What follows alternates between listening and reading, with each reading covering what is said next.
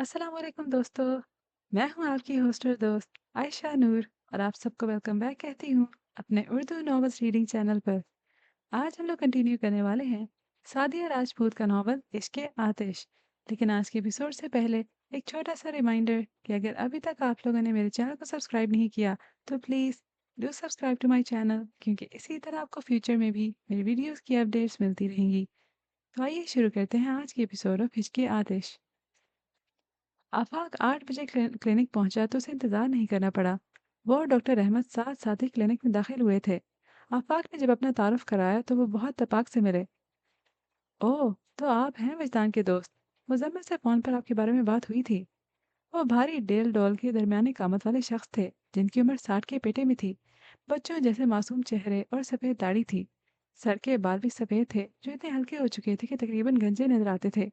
मोटे अतसों की ऐनक पहने उनकी आंखें चमकती महसूस हो रही थी। वो आफाक को साथ लिए अपने रूम में आ गए। अपनी चेयर पर बैठकर उन्होंने सामने कुर्सी पर बैठे आफाक को मुस्कुराकर देखा तो यूं लगा जैसे कोई बच्चा शरारत पर आमादा हो। फिर दिलचस्पी से बोले, तो बताएं आफाक, मुझे सुनाने के लिए आपके पास क्या है? सुनाने के लिए इतना कुछ है डॉक्टर साहब कि मुझे लगा कि इस दास्तान की तवालत में उलझकर कहीं कोई अहम बात बताने से न रह जाए। इसलिए मैं अपनी इन यादाश्तों को लिख लाया हूँ जो वजदान से मुतालिक हैं। आफाक ने फाइल टेबल पर रखकर उनकी तरफ खिसका दी। अरे, ये तो आपने कमाल का काम किया है। वाकई तवील गुफ्तगू के दौरान बहुत सी बातें जहन से महव हो जाती हैं। बच्चों की तरह खुश होकर उछलते हुए उन्होंने फाइल पकड़ ली। फिर उसके अंदर सबों को हाथ में लेकर तेजी से गिराते देखा। फिर फाइल बंद करके कहा, बस फिर आप जाएं ताकि मैं इन सबों को पढ़ सकूं। जी बिल्कुल। उनके जुमले के साथ ही आफाक खड़ा हो गया। जाते जाते अपना नंबर ज़रूर देते जाइएगा, ताकि अगर मेरे जहन में कोई सवाल आ जाए तो बराह रास्त आपसे कांटेक्ट कर सकूं। श्योर। आफाक ने अपना कार्ड निकाल कर उनकी तरफ बढ़ा दिया। सब रात का खाना खा रहे थे जब फोन बजने लगा। मुजम्मिल, मैं देखता हूँ कहकर निवाला प्लेट में रखकर उठा और फोन का रिसीवर कान से लगाकर हेलो कहा। दूसरी तरफ डॉक्टर अहमद अपने मखसूस बेतकल्लुफ अंदाज में बोले, बरखुरदार, हेलो हाय से काम नहीं चलेगा। भाई को लेकर क्लिनिक आ जाओ। अब उससे मिलना ज़रूरी हो गया है। आप वक्त बता दें, मैं उसे लेकर आ जाऊंगा। देखो मियाँ, वैसे तो हमारे पास 2 हफ्ते तक टाइम नहीं था, मगर वजदान का केस पढ़ने के बाद मुझे लगता है देर नहीं करनी चाहिए। अब अगर तुम सुबह 9 बजे आ सकते हो तो मैं अपने कल सुबह की अपॉइंटमेंट्स कैंसिल कर देता हूँ। उनकी बात सुनकर मुजम्मिल जल्दी से बोला, हाँ क्यों नहीं, मैं उसे लेकर सुबह 9 बजे तक पहुँच जाऊंगा। फिर ऐसा है कि वैजान को क्लिनिक लाने से पहले एक खास चीज़ तुम्हें मुझ तक पहुंचानी होगी। मुजम्मिल ने ध्यान से उनकी बात सुनी और चूंकि खाने की टेबल पर वैजान मौजूद था और फोन डाइनिंग टेबल से बहुत दूर नहीं था, इसलिए मोहतात अंदाज में कहा, आप फिक्र मत करें अंकल, आपकी मतलूबा चीज़ अब्बू के पास है और मैं इनसे वो लेकर आधे घंटे में आपके घर पहुंच रहा हूँ। फ़ोन रखकर वो मुस्तफ़ा अजीम से बोला, अब्बू, आप ज़रा अपने कमरे में आएंगे? उन्हें मुजम्मिल के लहजे में गैर मामूलीपन का एहसास हुआ था। वो फ़ौरन उठ गए। चलो। उनके साथ बैठा शयान, जो जवान थोड़े से दिनों में ही उनसे हिल गया था, उन्हें जाते देखकर वो भी खाना छोड़कर उठ गया। शायान, खाना खा कर जाओ। अनीका ने उसे उठते देखकर टोका भी, मगर वो, खा लिया था यम्मी, कहकर मुस्तफ़ा अजीम के कमरे की तरफ भागता चला गया। जब वो चलता कूदता उनके कमरे में पहुंचा तो वो स्टडी टेबल का दराज खोलकर खड़े थे। फिर उन्होंने दराज में से एक लिफाफा निकालकर मुजम्मिल को दिया। मुजम्मिल ने लिफाफा लेकर उसमें से तस्वीरें निकाली और देखने लगा। फिर एक तस्वीर अलग करके बोला, हाँ, यही तस्वीर चाहिए। फिर बाकी तस्वीरें और लिफाफा अपने अब्बू को थमाकर चला गया। मुस्तफ़ा अज़ीम उन तस्वीरों को दोबारा लिफाफे में डाल रहे थे कि शायान अपनी तजस्सुस फितरत के हाथों मजबूर होकर तेज़ी से उनके पास आ गया और उचक कर तस्वीरों को देखने की कोशिश करता हुआ बोला, ये क्या है? फिर उन तस्वीरों को देखकर पूछा, ये कौन है? तुम्हें नहीं पता ये कौन है? वो उसकी लाइल्मी को शरारत समझकर मुस्कुराते हुए बोले तो शायान अपनी बड़ी बड़ी आंखों को झपक कर सर दाएं बाएं हिलाने लगा। नहीं, ये तो बहुत अच्छी बात है। वो हंसकर बोले और तस्वीरें लिफाफे में डालने लगे तो शायान उनका बाजू दबोच कर बोला, ताइन हथा दो अबू, ये कौन है? अब उसकी बचकाना सी उलझन को महसूस करके चौंके। क्या तुम्हें अब्बू ने कभी इनके बारे में नहीं बताया? उसे नफे में सर हिला दिया। क्या तुमने कभी उनकी कोई तस्वीर भी नहीं देखी? शायान ने एक नज़र गौर से तस्वीर में नजर आते चेहरे को देखा और फिर दोबारा नफी में सर हिलाने लगा। मुस्तफ़ा अजीम की पेशानी पर लकीरें उभर आईं। अजनान को ऐसा नहीं करना चाहिए। वो बड़बड़ाए, फिर हाथ मारकर दराज बंद करते हुए शयान से बोले, अब्बू ने नहीं बताया तो क्या हुआ? मैं तुम्हें बताता हूँ ये कौन है। आओ मेरे साथ। फिर वो उसका हाथ पकड़कर उसे साथ लिए सोफे पर जा बैठे। फिर वो सारी तस्वीरें उसे एक-एक करके दिखाते हुए धीरे-धीरे उसे कुछ बताने लगे। मैं ये तस्वीरें अपने पास रख लूँ? उनकी बात खत्म हुई तो शायान बोला, हाँ, लेकिन अब्बू से ज़िक्र मत करना। उन्हें उनके बारे में बात करना अच्छा नहीं लगता। ठीक है? उन्होंने रसान से समझाया तो उसने सर इस बात में हिला दिया। अगले दिन 9 बजे से कुछ मिनट पहले ही मुजम्मिल अपने साथ वजदान और मुस्तफ़ा अजीम को लिए डॉक्टर अहमद के क्लिनिक पहुंच गया था। डॉक्टर अहमद उसे कल बता चुके थे कि आज वो वजदान के साथ सिटिंग रखेंगे। वो लोग रूम में दाखिल हुए तो डॉक्टर अहमद उनके इस्तकबाल के लिए अपनी सीट से उठ गए। ये गर्म जोशी गालिबन उनकी मिजाज का हिस्सा थी। उन तीनों को कुर्सियां पेश करके वो खुद भी जाकर अपनी चेयर पर बैठ गए। हाँ तो बताइए क्या लेंगे, चाय या ठंडा? मुस्तफ़ा अज़ीम को लगा वो क्लिनिक नहीं आए बल्कि किसी अजीज़ से मिलने उसके घर जा पहुँचे। उनकी बेतकल्लफ़ी पर अजीब-सा महसूस करते हुए उन्होंने जल्दी से कहा, "इसकी क्या ज़रूरत है डॉक्टर साहब?" मगर उन्होंने जैसे सुना ही नहीं। सर हिलाकर अपने आप से बोले, "चाय ही मँगवा लेता हूँ।" और इंटरकॉम उठाकर चाय लाने को कहा। जब चाय आई तो उन्होंने एक बहुत अजीब हरकत की। उन्होंने चाय लाने वाले लड़के को जाने का इशारा किया और खुद अपनी जगह से उठकर चाय बनाने लगे। कितनी चीनी लेते हैं मुस्तफ़ा साहब? वह चेहरे पर अजीब से तासुरात के साथ बोले, 1.5 चम्मच। फिर उन्होंने मुज़म्मिल से भी यही सवाल किया। मुस्तफ़ा अज़ीम के बरक्स उसके चेहरे पर अचंभे का कोई तासुर नहीं था। उसे मालूम था, डॉक्टर रहमत अपने मरीज़ों से इसी तरह पेश आते हैं। 2 चमचे, उसने कहा। डॉक्टर रहमत ने चीनी मिलाकर उनके कप उनके सामने रखे, फिर तीसरे कप में चाय डालकर शुगर पॉट हाथ में लिया और वजदान से पूछा, कितने चमचे? फिर फ़ौरन ही बोले, लेकिन मैं तुमसे क्यों पूछ रहा हूँ, जबकि मुझे मालूम है तुम मीठी चाय पीते हो। 3 चमचे काफ़ी होंगे। उनकी खुद कलामी सुनकर बेसाख्ता वजदान की ज़बान से निकला, मैं चाय बिना शक्कर की पीता हूँ। डॉक्टर रहमत ने हाथ में पकड़ा चीनी का चमचा शुगर पॉट में उलटकर वजदान की तरफ मुस्कुरा कर देखा और बगैर चीनी के चाय का कप उसे पकड़ा दिया। मुस्तफ़ा अजीम को अचानक ही उनकी अब तक के रवैये की वजह समझ आ गई। वजदान की ये आदत खुद उन्हें भूल चुकी थी, बल्कि शायद किसी को भी उसकी ये आदत याद नहीं रही थी, क्योंकि जब से वो वापस आया था उसे चीनी मिली चाय ही मिल रही थी और वजदान भी आराम से पी लेता, वरना 10 साल पहले वो चीनी वाली चाय को हाथ भी नहीं लगाता था।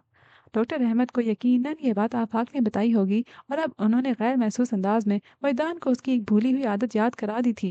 मुस्तफ़ा अज़ीम अचानक उनसे बहुत मुतासिर नजर आने लगे थे। उन्होंने मुज़म्मिल को देखा जो उनके तासुरात की तब्दीली को महसूस करके मुस्कुरा रहा था। फिर जितनी देर में चाय पी गई, उन्होंने मैदान से कोई बात नहीं की। चाय खत्म होने के बाद डॉक्टर अहमद उसके दाएं बाएं बैठे उसके वालिद और भाई से बोले, आप दोनों के साथ काफ़ी बातें कर ली। अब मेरा जी चाह रहा है कि वजदान से भी कुछ गपशप हो जाए। मुज़म्मिल, वालिद साहब को लाउंज में ले जाओ। और मुज़म्मिल फ़ौरन उठकर मुस्तफ़ा अज़ीम की तरफ आ गया। चले अब्बू, बाहर चलकर बैठते हैं। फिर उन्हें साथ लिए कमरे से बाहर आ गया। वजदान ठीक तो हो जाएगा मुज़म्मिल? वो आस भरे लहजे में बोले, इंशाल्लाह, आप अच्छी उम्मीद रखें। अल्लाह सब बेहतर करेगा। फिर डॉक्टर साहब भी तो वजदान को पर्सनल अटेंशन दे रहे हैं। मुझे पूरा यकीन है कि वजदान ठीक हो जाएगा। आप यहाँ आराम से बैठें और बिल्कुल परेशान ना हों। उन्हें तसल्ली देते हुए मुज़म्मिल ने उन्हें अपने साथ ही सोफे पर बिठा लिया। उन दोनों के कमरे से निकलते ही डॉक्टर रहमत विद्दान की तरफ मुतवज्जे हुए। हाँ तो बरखुरदार, अपने बारे में कुछ बताओ। कुछ भी, जैसे कि तुम्हें खाने में क्या पसंद है, कौन सा मौसम अच्छा लगता है, या स्पोर्ट्स के बारे में ही कोई बात कर लो। आफाक ने मुझे बताया था तुम कॉलेज में फुटबॉल टीम के कैप्टन थे। तुम्हारा फेवरेट फुटबॉल प्लेयर कौन है? वह सवाल में सवाल किए जा रहे थे और कहीं भी जवाब देने के लिए रुके नहीं। चौको और पेपर वेट को हाथ में लेकर घुमाते वजदान को देखते हुए उन्हें जवाब मिलने की उम्मीद भी नहीं थी। हालांकि वो इस वक्त सोच में डूबा लग रहा था, पर उसकी आंखों की उलझन बता रही थी कि वो अपनी सोच को मुर्तकिज नहीं कर पा रहा। डॉक्टर अहमद ने चुप होकर उसे देखा, फिर बोले, ब्लू कलर तुम्हारा फेवरेट है? वजदान ने उनकी तरफ देखा तो वो अपने अंदाजे की वजाहत में बोले, दरअसल मैं सोच रहा था कि टेबल पर वाइट और ब्राउन कलर के पेपर वेट भी रखे हैं, मगर तुम अपने सामने रखे उन पेपर वेट्स को छोड़कर दूर रखे ब्लू पेपर वेट को उठाकर उसे खेल रहे हो। ये पेपरवेट ब्लैक कलर का है। मजदार ने पेपरवेट की तरफ देखे बगैर कहा, अरे हाँ, ये तो ब्लैक ही है। वो चौंक कर बोले जैसे पहले कभी उसके कलर पर ध्यान न दिया हो। मजदान को समझने में दिक्कत नहीं हुई कि वो एक्टिंग कर रहे हैं। उसने पेपरवेट नीचे रखा और दोनों बाजू सीने पर बांधते हुए कुर्सी पर पीछे टेक लगाकर बैठ गया। डॉक्टर अहमद फिर से शुरू हो गए, अच्छा, तुम्हारी हॉबीज क्या क्या हैं? Book reading. उन्हें टेबल की तरफ देखते वजदान को देखकर क्यास किया, फिर खुद ही कहने लगे, ऑफ कोर्स, बुक रीडिंग ही होगी। तुम्हारी उम्र तक पहुँचते-पहुँचते आम तौर पर लोग इतने मैच्योर हो चुके होते हैं कि ये फारिग वक़्त को भी गँवाना पसंद नहीं करते और ऐसी ही कोई हेल्दी एक्टिविटी ढूँढ लेते हैं। वैसे मुझे भी बुक रीडिंग का शौक है। कभी-कभार कुछ वक़्त निकाल कर लाइब्रेरी भी चला जाता हूँ। इस मामले में मेरी आदत बिल्कुल मरीहा जैसी है। उन्होंने इतने अचानक मलीहा का नाम लिया था कि वजदान ने करन खाकर उन्हें देखा। वो उसकी कैफियत को नोट करने के बावजूद बोलते रहे। मुश्ताक यूसुफी मेरे फेवरेट राइटर हैं और उनकी ये किताब तो मुझे ख़ास तौर पर पसंद है। चलो, मैं तुम्हें उनकी कुछ लाइन सुनाता हूँ। बोलते बोलते वो उठे और वजदान के सामने रखी किताब उठा ली। उन्होंने उससे हाथों की हरकत इतनी नुमायाँ रखी कि वजदान ज़रूर मुतवज्जे होता। फिर जैसे ही वो किताब उठाते, उसकी नज़र किताब के नीचे रखी मलीहा की तस्वीर पर भी पड़ती, जो उन्होंने मुज़म्मिल से ख़ास तौर पर मंगवाई थी और हिदायत की थी कि तस्वीर ऐसी हो जिसमें मलीहा का चेहरा वाज़े नज़र आ रहा हो। उनके हाथ की हरकत पर बजदान भी साफ़ मुतवज्जे हुआ था और उसकी नज़र बंद गई। डॉक्टर रहमत सरसरी सी नज़र उस पर डालकर किताब खोलते हुए उसमें से कुछ लाइन्स पढ़कर सुनाने लगे। गाहे-बगाहे वो उसे भी देख लेते, जिसके चेहरे पर तनाव की कैफियत नज़र आ रही थी और ज़रा-सी देर में ही उसकी आँखें सुर्ख हो गई थीं। जब उन्हें यकीन हो गया कि वजदान उनकी आवाज़ नहीं सुन रहा, तो किताब बंद करके टेबल पर रखते, वो उसके साथ वाली चेयर पर आ बैठे।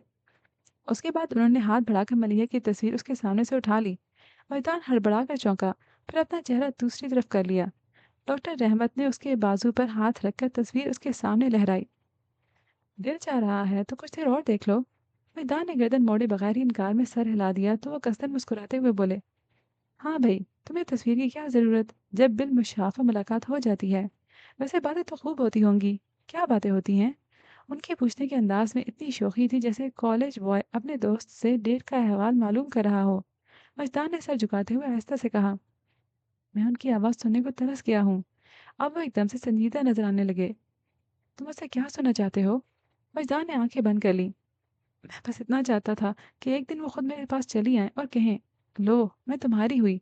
उसने आंखें खोल दी। एक बार उन्होंने भी चाहा था कि मैं उनके पास आ जाऊं और वो मुझे सब कह दें जो उन्होंने कभी नहीं कहा। फिर उनके मैं उनके पास भी गया, मगर उन्होंने मुंह फेर लिया। खुद बुलाकर मुंह फेर लिया। मजदान होंठ काटने लगा। बहुत तकलीफ हुई थी, अब भी होती है, लेकिन मुझे क्या पता था कि जिसे मोहब्बत की उसे रहम की आदत नहीं। जीते जी भी शराब दिखाए और मरकर भी शराब दिखाती रहें। अब डॉक्टर रहमत को कुछ पूछने या कहने की ज़रूरत नहीं थी। वो बिना रुके बोलता ही चला गया।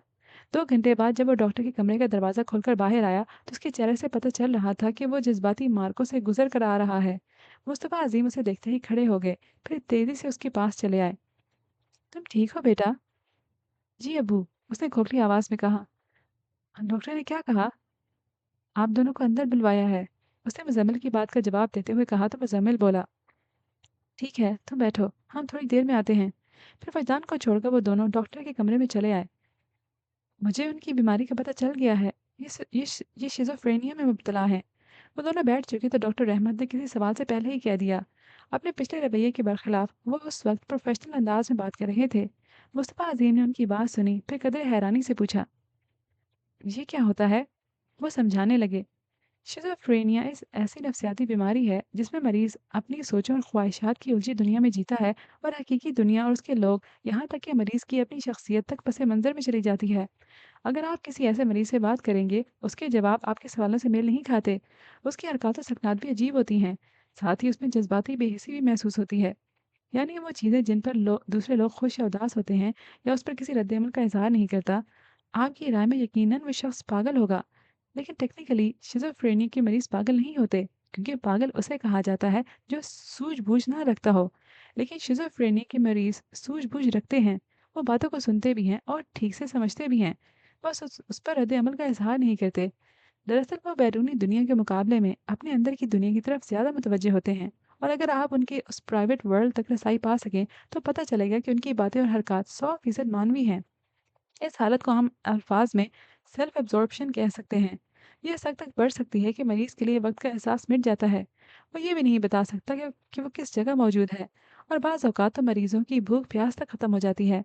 वो लगातार कई दिनों तक बिना खाए पिए जिंदा रह सकते हैं। बल्कि अगर आप खिलाना भी चाहें तो वो नहीं खाएंगे। बाज़ एक्यूट केसेस में तो मरीज पर्सनल हाइजीन और हाजत तक से बेनियाज हो जाते हैं। आपने अक्सर ऐसे लोगों को देखा होगा जो गर्द आलूद चेहरों और खस्ता लिबास में सड़क के किनारे बैठे रहते हैं। कभी यूं ही खला में घूटने लगते हैं, कभी सर झुकाकर कुछ बड़बड़ाने लगते हैं और कभी अचानक ही उन पर जुनून तारी हो जाता है तो वो चीखने चिल्लाने लगते हैं। इनमें अक्सर लोगों को शिज़ोफ्रेनिया का मर्ज़ लाहक होता है। हम में से ज़्यादातर उन्हें पागल समझकर हक़ारत की नज़र से देखते हैं और बाज़ तो पत्थर फेंकने से भी नहीं चूकते। शिज़ोफ्रेनिया की इब्तदाई स्टेज से गुजरते हुए वजदान को भी इन हालात का सामना करना पड़ा था, जब लोगों ने उस पर आवाज़ें कसीं और उस पर पत्थर फेंके। अपने लाडले बेटे के लिए इन अल्फाज पर मुस्तफ़ा अज़ीम का चेहरा मुतग़य्यर हो गया था। मुज़म्मिल ने फ़ौरन उनके हाथ पर हाथ रखकर थपकते हुए उन्हें रिलैक्स करना चाहा, मगर अपने बेटे के उस गुज़रे हुए दौर को भी बर्दाश्त करना उनके बस से बाहर था। डॉक्टर रहमत उसी संजीदगी से कहते रहे, वैसे आपके बेटे की पर्सनल ट्रेजेडी से हटकर भी ये केस बहुत अनोखा है। आमतौर पर शिज़ोफ्रेनिया का किसी जज्बाती सदमे से कोई ताल्लुक नहीं होता, मगर वजदान के मर्ज़ का बराह रास्त ताल्लुक मलिया की मौत से है। मलिया की अचानक मौत ने उसे हिला कर रख दिया। वो आज तक इस सदमे से उभर नहीं सका। बहरहाल, मेरे तजर्बे के मुताबिक तो वजदान में शिज़ोफ्रेनिया की तमाम अलामात पाई जाती हैं। इसकी केस हिस्ट्री बताती है कि मलिया की मौत के बाद वजदान सेल्फ अब्जॉर्प्शन की फेज़ से गुजरा था। हालांकि वो जल्दी किसी प्रॉपर इलाज के बगैर उस फेज़ से बाहर भी आ गया था, जिसके लिए आपको शयान का शुक्रगुज़ार होना चाहिए। इस बच्चे के साथ जज़्बाती वाबस्तगी ने ही इसे हकीकी दुनिया की तरफ लौटने पर मजबूर किया, वरना शिज़ोफ्रेनिया के मरीज़ों में विल पावर के इस्तेमाल की मिसालें बहुत कम हैं। लेकिन इसका मतलब ये नहीं कि वो ठीक हो गया है। उसमें किसी दूसरे मरीज़ की तरह ही ज़हनी इंतशार और इर्तिकाज़ की कमी पाई जाती है। गो कि ये अलामात शदीद नहीं और वो कई सालों से इन अलामात के साथ ही बहुत हद तक नॉर्मल लाइफ़ गुज़ार रहा है, लेकिन उसके ज़हन में ख़यालात की रो हर वक़्त बहती रहती है। और अफ़ेक्ट की अलामत तो आपने भी नोट की होगी। 10 साल बाद लौटने पर उसके अंदाज़ में ना तो गर्मजोशी है और ना ही वो किसी नाराज़गी का इज़हार करता है। लेकिन वो ये क्यों कहता है कि उसे मलीहा नज़र आती है? वो चुप हुए तो मुज़म्मिल जल्दी से बोला, दैट्स हेलुसिनेशन, और ये शिज़ोफ्रेनिया में बहुत कॉमन है। हालाँकि ज़्यादातर तो ऑडिटरी एक्सपीरियंस की रिपोर्ट करते हैं, लेकिन बहुत से मरीज़ ऐसी चीज़ों को भी देखते हैं जो दूसरों को नज़र नहीं आती। फैज़ान को मलीहा नज़र आती है क्योंकि वो उसे देखना चाहता है, और इस शदीद ख्वाहिश के पेश नज़र उसके ज़हन ने मलीहा की शबीह तराश ली है। और उसकी याददाश्त, क्या वो वाक़ई याददाश्त खो चुका है? एक और सवाल हुआ। डॉक्टर अहमद ने तरहम आमेज़ नज़रों से मुस्तफ़ा अज़ीम को देखा। बदकिस्मती से शिज़ोफ्रेनिया के अक्सर मरीज़ों को याददाश्त खोनी पड़ती है, कभी जुज़वी और कभी मुकम्मल तौर पर। दरअसल इन मरीजों के दिमाग में किसी शऊरी कोशिश के बगैर ख्यालात का रेला बहता चला जाता है। ये किसी मछली बाजार की तरह ही है, जहाँ हर आवाज़ आपको अपनी तरफ मुतवज्जे करती है। नतीजतन आप किसी को भी तवज्जो नहीं दे पाते।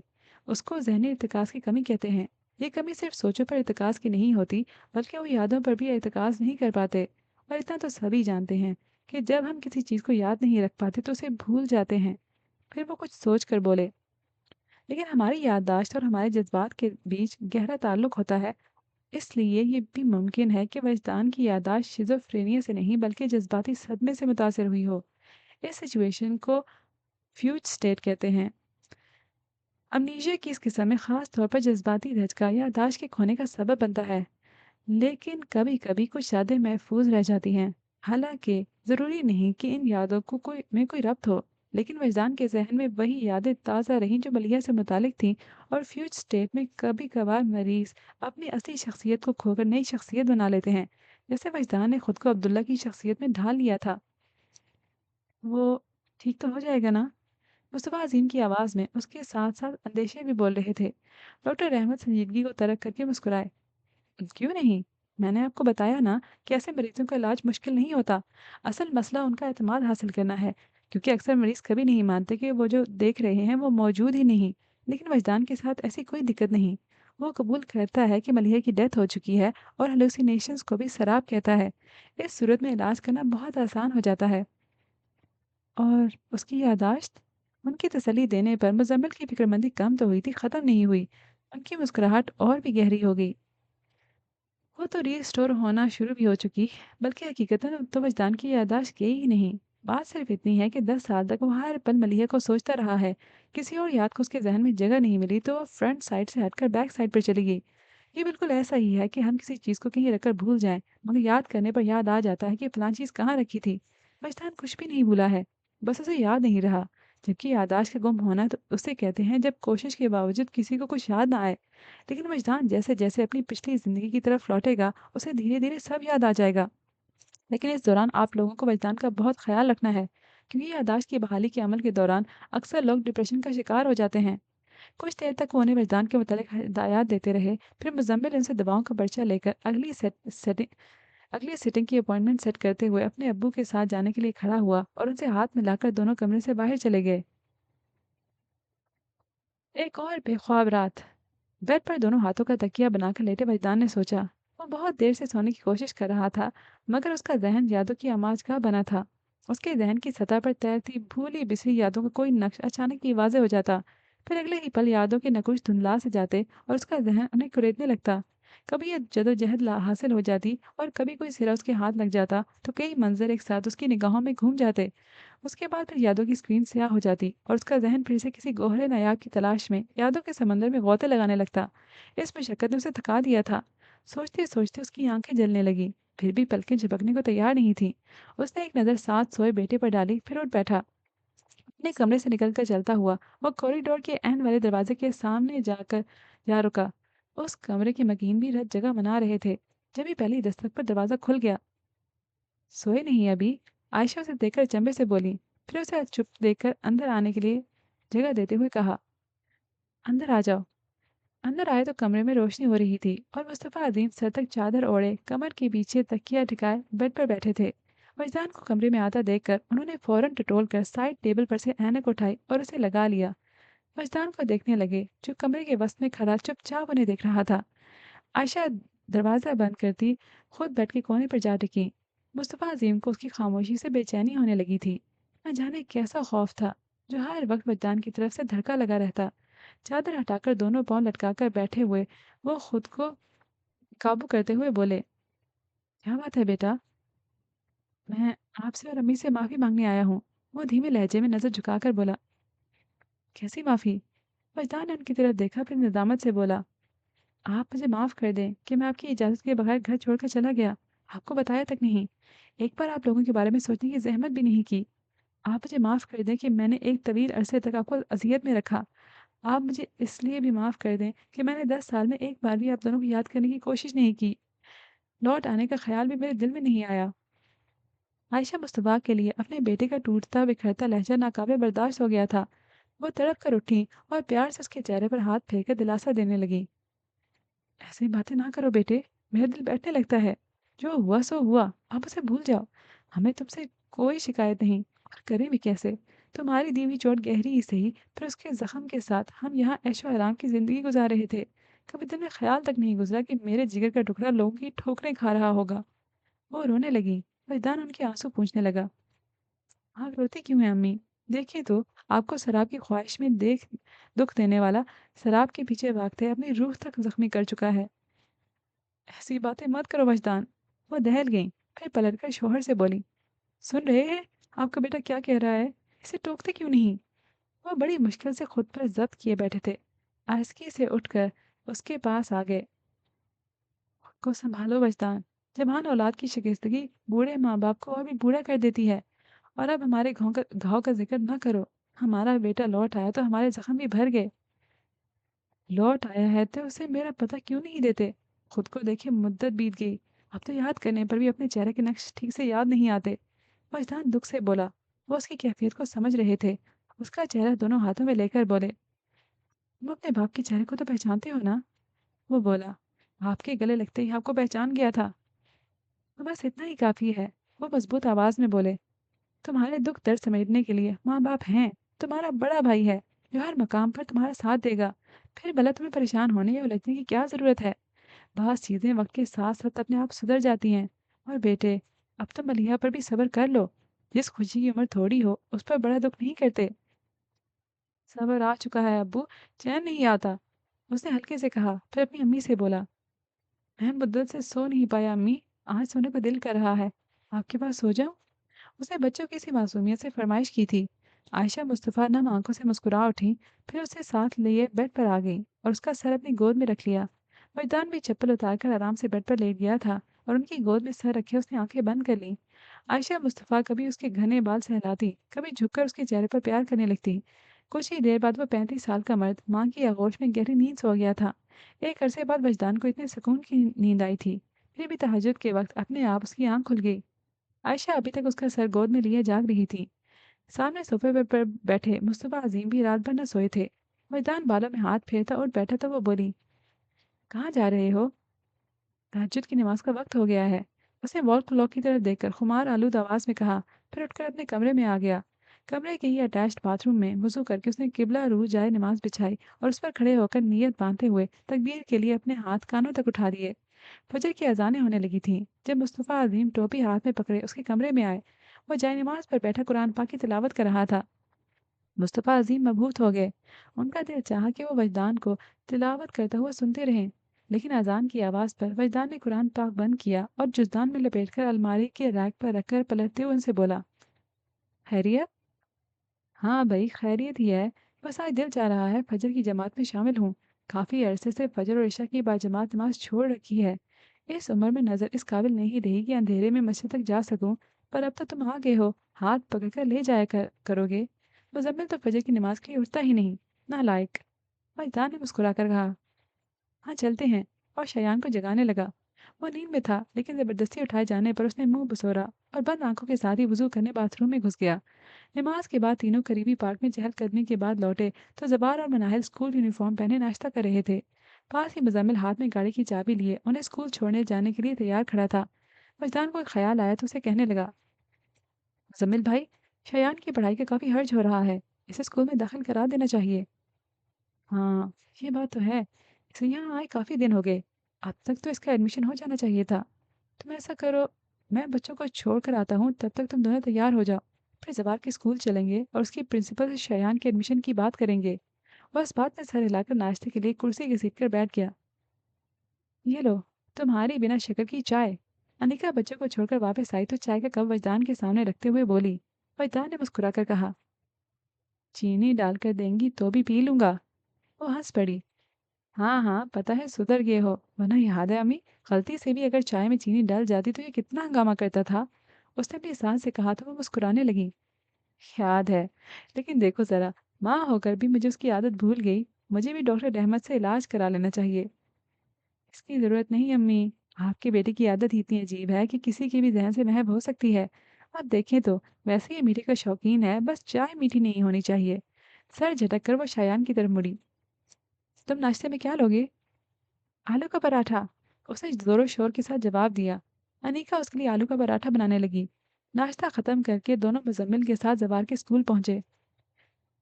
तो बच्चा बहुत ज़हीन है।